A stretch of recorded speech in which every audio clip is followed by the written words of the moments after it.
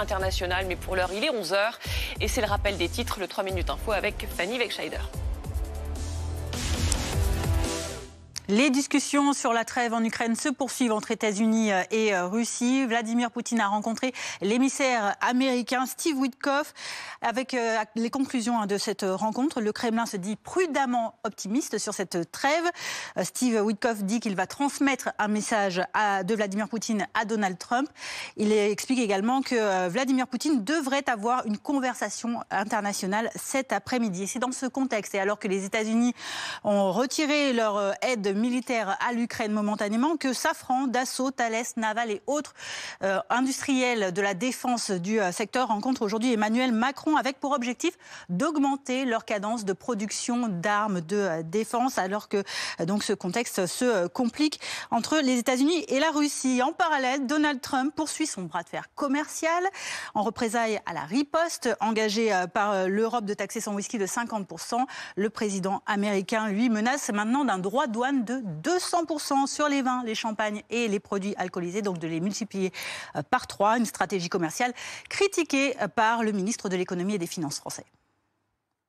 C'est une guerre idiote, comme toutes les guerres d'ailleurs, mais si on veut pouvoir négocier avec lui, il faut qu'on se mette à armes égales, donc on va aussi monter les tarifs, c'est une compétence de la Commission européenne. On va être dans une phase d'escalade, ils ont taxé à 25% l'acier et l'aluminium européen, nous avons répondu, ils répondent à nouveau, ça s'est passé comme ça il y a 8 ans.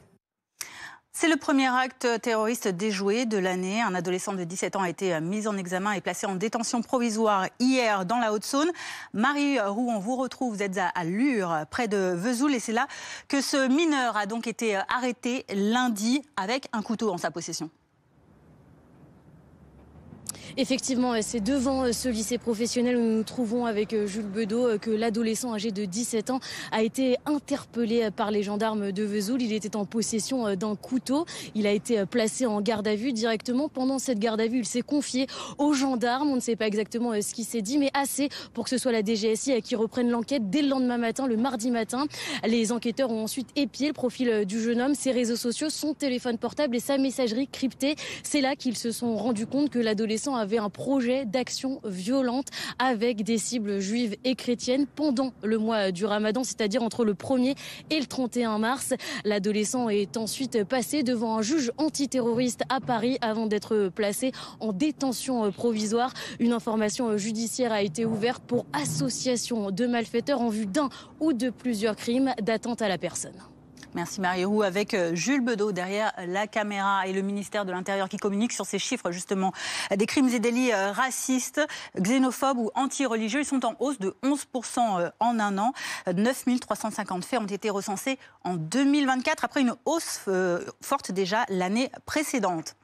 Le Nutri-Score, nouvelle version, entre en vigueur. Nouveau calcul pour cette célèbre étiquette sur les valeurs nutritionnelles de nos aliments. Un changement critiqué la semaine dernière par la ministre de l'Agriculture, pourtant signataire de l'arrêté aujourd'hui.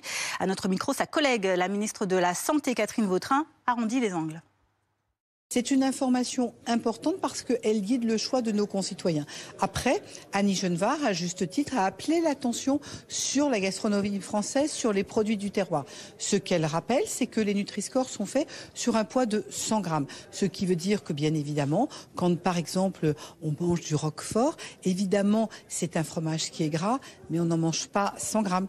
Donc ce qu'il faut, c'est que l'on sache qu'on peut en manger de temps en temps, mais on est vigilant pour sa santé.